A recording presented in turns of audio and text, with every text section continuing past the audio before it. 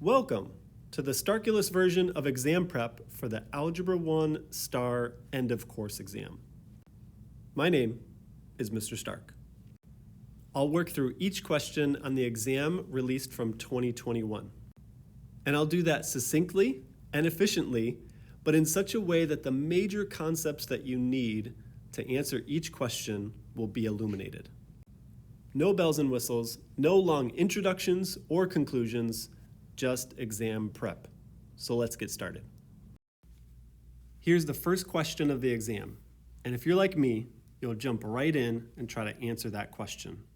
But let's look at the directions. It says to read each question carefully. For a multiple choice question, determine the best answer to the question from the 4 answer choices provided. For a griddable question, and we'll make sure that you know how to do that in a later video, determine the best answer to the question. Then fill in the answer on your answer document.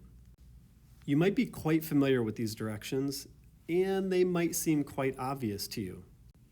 But it's worth pointing out that we're trying to determine the best answer to each question from the answers provided.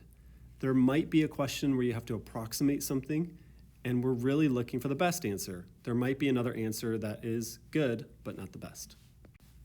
Now let's work on question 1. Which expression is equivalent to the square root of 184?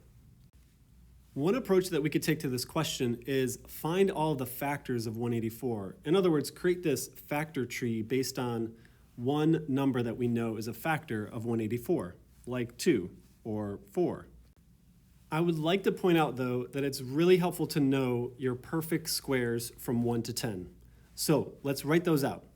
1 squared is 1, 2 squared is 4, 3 squared is 9, 4 squared is 16, you know that 5 squared is 25, 6 squared is 36, 7 squared is 49, 8 squared is 64, 9 squared is 81, and 10 squared is 100. Why are those perfect squares important? Well, if we divide 184 by one of those perfect squares, we could get the other factor that multiplies into 184. In other words, if we simply divide 184 by any of those perfect square numbers, we could rewrite this square root as a product. Using a calculator, we could simply divide 184 by all of those numbers to figure out which one is a factor of 184. But I know that 100 is not a factor of 184, so I'm not even going to try that. So let's try 81. 184 divided by 81 on my calculator is beep boop bop boop beep boop bop. 2.27, not it, crossing it off. 64 seems possible. 184 divided by 64, 2.875, not it. 49 doesn't make sense. I'll try it anyways, it's 3.7. 184 divided by 36 is 5.1 repeating.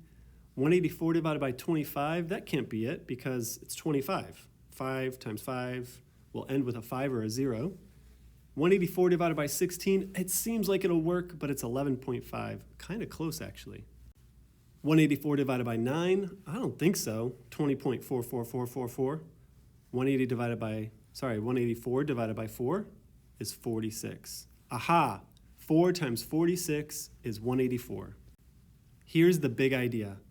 Since 184 is equal to 4 times 46, that means the square root of 184 is equal to the square root of 4 times the square root of 46. Notice that I wrote the perfect square first. That's a great tactic so that when you take the square root of that perfect square, that root is the first number that's written. The square root of 4 is 2. We keep that square root of 46 intact, and notice our final answer is the same as answer choice B, which is the correct answer.